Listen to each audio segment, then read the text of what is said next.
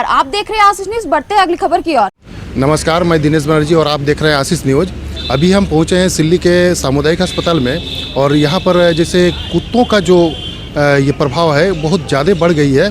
काफ़ी संख्या में कुत्ते आ गए हैं और यहाँ जो पेशेंट मतलब यहाँ पर भर्ती होते हैं उनको बहुत ही कम एंटी रेबीज़ वैक्सीन जो है उपलब्ध कराया जाता है। आइए हम जानते हैं यहाँ के जो प्रभारी हैं। देखिए, यहाँ जो जनरल बीमारी की दवाई है हर चीज़ उपलब्ध होता है।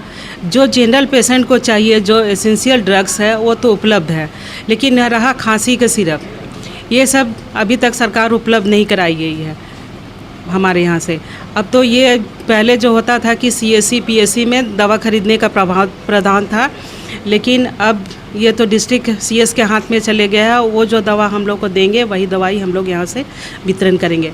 लेकिन फिर भी हम लोग के आयुष्मान भारत से जो हमने कमाया है उस पैसे से मैंने एंटी रेबीज़ ख़रीदा। हमको लगता है कि मैं 500 से 600 एंटी रेबीज़ खरीद चुकी हूँ और पर डे पेशेंट 10 से 14 पेशेंट तक आते हैं। अभी तक सरकार की तरफ से कोई भी एंटी रेबीज़ की दवा उपलब्ध नहीं कराई गई है। ये हम ही लोग के द्वारा, हमारे CSC के द्वारा ही क्रय किया जा रहा है। ये जो एंटी रेबीज़ वैक्सीन है आज तक यूज़ हुआ है और ख़त्म हो गया है, जिसके लिए ऑर्डर किया गया है वो 9 तारीख को यहाँ पर आ जाएगा। और जो दवाई हम लोग मांगते हैं, एंटी रेबीज़ मांगते हैं, अभी कहीं भी कोई दवा के दुकान में एंटी रेबीज़ उपलब्ध नहीं है और ना तो स्टॉकिस्ट के पास में है। हम लोग मांगते हैं 100 का डिमांड करते हैं तो हमको 20 देते हैं, 30 देते हैं। इस तरह से मैंने कमी में भी हम लोग इसको उपलब्ध करा करके रखे हुए हैं और पेशेंट को सेवा दे रहे हैं।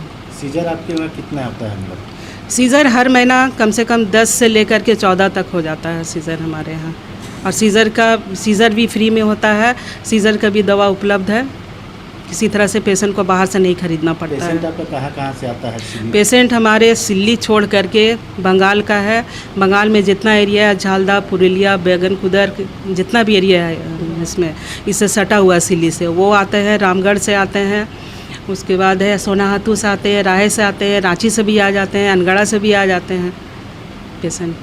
लेकिन हर पेशेंट का ट्रीटमेंट किया जाता है, किसी भी तरह का पेशेंट को वापस नहीं किया जाता है।